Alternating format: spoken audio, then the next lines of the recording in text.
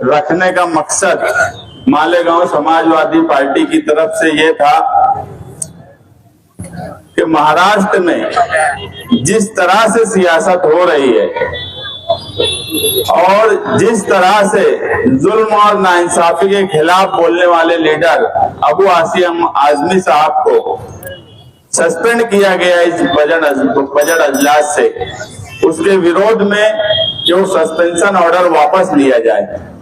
हम देख रहे हैं कि मुल्क में महापुरुष और मुल्क का हीरो कौन, इस ताल्लुक से एक बहस छिड़ी हुई है और टारगेट सिर्फ और सिर्फ मुसलमानों को बनाया जाता है। हीरोज, महापुरुष, जबकि कोई मुखालफत में बोले ना तो भी टारगेट मुसलमानों को ही किया जाता है और यही महाराष्ट्र में हो रहा है।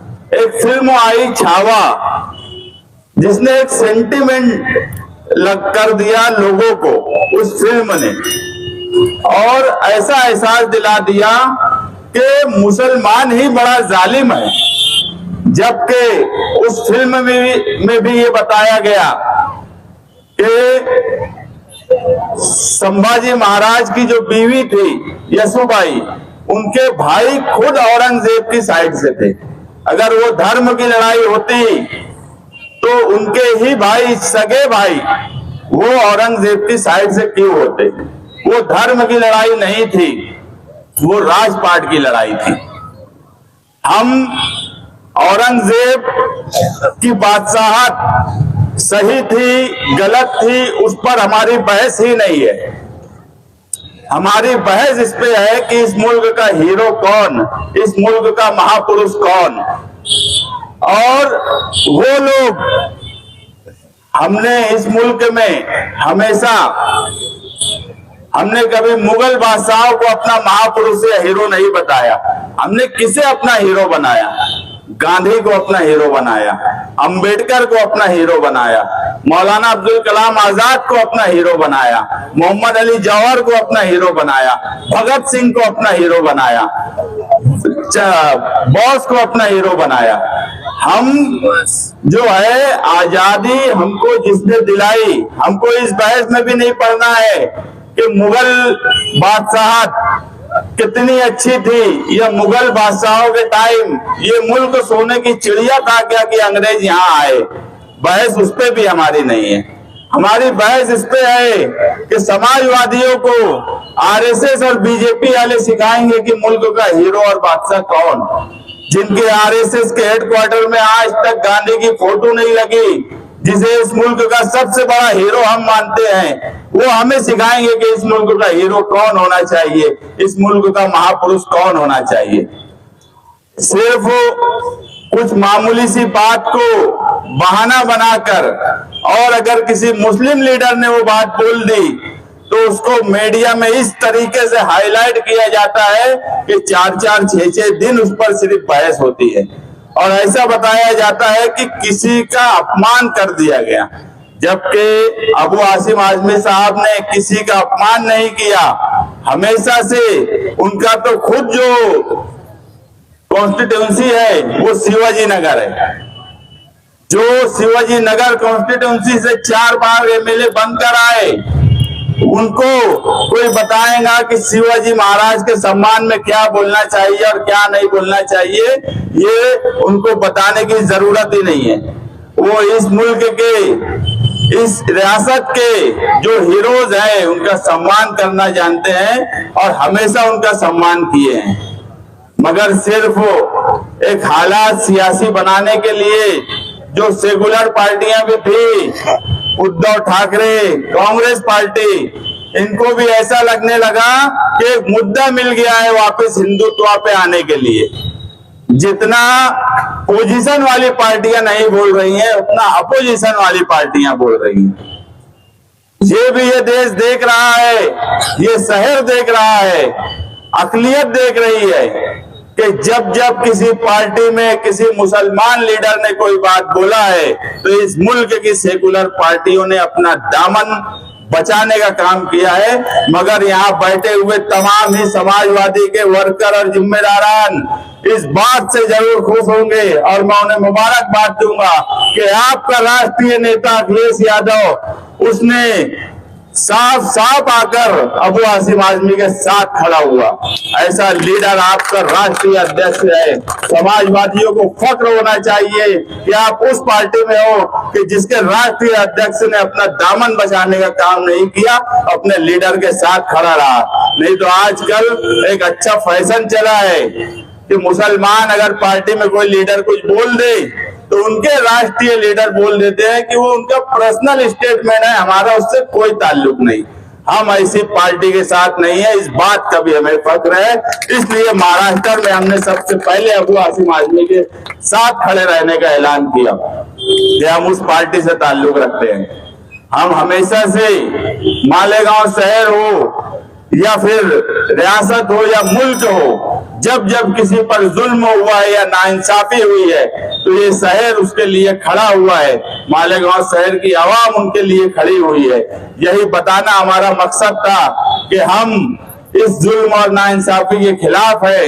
जो आदमी आज आप देखेंगे पूरे महाराष्ट्र में अक़लियत, पिछड़े या जिनके साथ जुल्म हो रहा है, उनकी आवाज अगर असेंबली हॉल में कोई है तो वो सिर्फ और सिर्फ अबू आसिम आजमी साहब है। उसके अलावा कोई दूसरा आदमी नजर नहीं आता।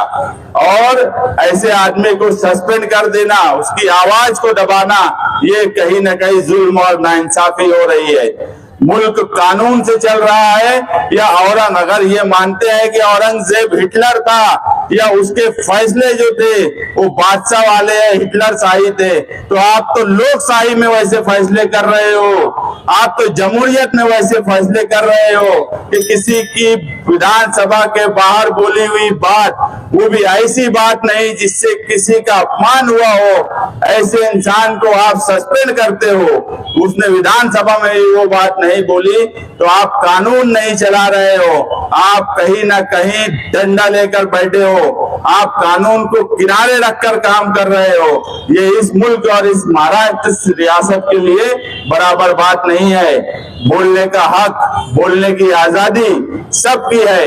अगर कोई किसी महापुरुष का अपमान करता है, वो किसी भी धर्म और मजहब का हो, तो वो हम भी कभी बर्दाश्त नहीं करते।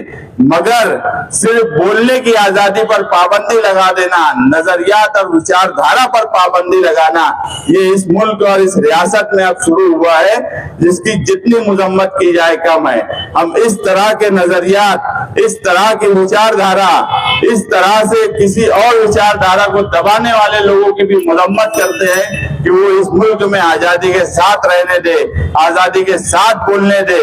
हमें इस मुल्क ने आजादी दी है, हमें बोलने की भी आजादी है, खाने पीने की भी आजादी है, रहने सहने की भी आजादी है। मगर छोटी छोटी बात, अगर सस्पेंशन करना ही था तो नीतीश राणे का सस्पेंशन क्यों नहीं किया? जो गैर कानूनी बात भी बोलता है, जो हर वक्त ऐसे माहौल बनाता है कि इस मुल्क में और महाराष्ट्र में लॉ एंड ऑर्डर खराब हो, जो आदमी खुल्लम खुल्ला बोलता है कि मस्जिद से निकाल कर मारेंगे, ये कर डालेंगे, ऐसा करेंगे, जो कानून के दायरे में भी नहीं रहता, उसको बीजेपी सरकार मंत्री पद देती है। जो दूसरे मजहब के महापुरुषों का अपमान करते हैं, उनको बीजेपी गले लगाती है। ये बीजेपी की दोहरा नजरिया है, जिसको बंद करने की जरूरत है। आज महाराष्ट्र, खास तौर से महाराष्ट्र एक कमर्शियल स्टेट है, मुल्क में सबसे बड़ा जीडीपी का स्टेट है। मगर यहाँ की खास बात यही थी कि इस रियासत में कभी हिंदू मुसलमान या भेदभाव जातिवाद का राजकारण नहीं पनपता था, मगर धीरे धीरे वो सियासत भी पनप रही है। कहीं न कहीं ये रियासत की कमर्शियल और रियासत की मजबूती के लिए मुस्तकबिल में अच्छा नहीं माना जाएगा। आप इस रियासत में सबको रहने का, सबको बसने का मौका दो, हमें भी बोलने का मौका दो। किसी की आवाज को दबाने की जरूरत नहीं है इस रियासत में। हम अभी शान हिंद आपको बताएंगे कि हमारी डिमांड क्या क्या है, वो आपके सामने बात रखेंगी। बस मेरा इतना ही बोलना है कि अबू आसिम आजमी साहब ने ऐसी कोई बात नहीं बोली थी कि जिनकी वजह से उनको सस्पेंड किया जाए और उनको तरह तरह से धमकी दी जा रही है। मुख्यमंत्री बोलते हैं कि 100% उनको जेल में डाल देंगे। आप सिर्फ इसलिए कि वो मुसलमानों के लिए बोलते हैं, वो जुल्म के खिलाफ बोलते हैं, इसलिए जेल में डालने की बात करते हो, सस्पेंड करने की बात करते हो। मैं मालेगांव शहरियान से इस मौके पर और एक बात कहूंगा कि आप एक बात देखिए कि इस मुल्क में एक पार्टी का एक लौता एमपी भी है और जिसके बारे में तरह तरह की बातें बोली जाती है। आज तक पार्लियामेंट में बाहर वो और उनके भाई कोई भी बयान देते हैं तो मुझे बताओ बीजेपी कोई कार्रवाई क्यों नहीं करती? वो उनके मजहबी राम और सीता के बारे में बोलने के बाद भी बीजेपी अगर उन पर कोई कार्रवाई नहीं करती तो इसका क्या मतलब है? इसका क्या मतलब लिया जाए? जो समाजवादी के लीडर अबू आसिम आजमी साहब ने किसी की बुराई नहीं की, किसी का अपमान नहीं किया, उनके ऊपर मुसलसल कार्रवाई हो रही है, मुसलसल कार्रवाई की धमकी दी जा रही है, मगर इसी मुल्क में एक आदमी को खुलता सांड छोड़ दिया गया मुल्क का माहौल खराब करने के लिए। 2014 के बाद से आप देखेंगे 2014 से पहले बीजेपी और एमआईएम और 2014 के बाद की बीजेपी और एमआईएम किस तरह से गठजोड़ करके ये सियासत कर रहे हैं। खुला सांड छोड़ दिया गया, कुछ भी बोले कुछ भी करे, उनपे ना ईडी आती है, उनपे ना सीबीआई आता है, उनका ना कभी सस्पेंशन होता है, उनकी ना प्रॉपर्टी की जांच होती है, कुछ नहीं होता। मगर एक मर्द मुजाहिद जो मिला हुआ नहीं है, ये साबित होता है इस बार कि अबू आसिम आजमी साहब महाराष्ट्र के शेर है और शेर रहेंगे। उन्होंने ये साबित किया है कि तकलीफ उठा रहे हैं मगर अपनी बात जो लोगों के लिए करते हैं उस पे कायम है। अब ये फैसला इस मुल्क के मुसलमानों को करना है कि कुछ लोग किस तरह से सियासत करके, हमने हमेशा यही बोला कि हम उसी पार्टी के साथ रहते हैं जो सेकुलर है।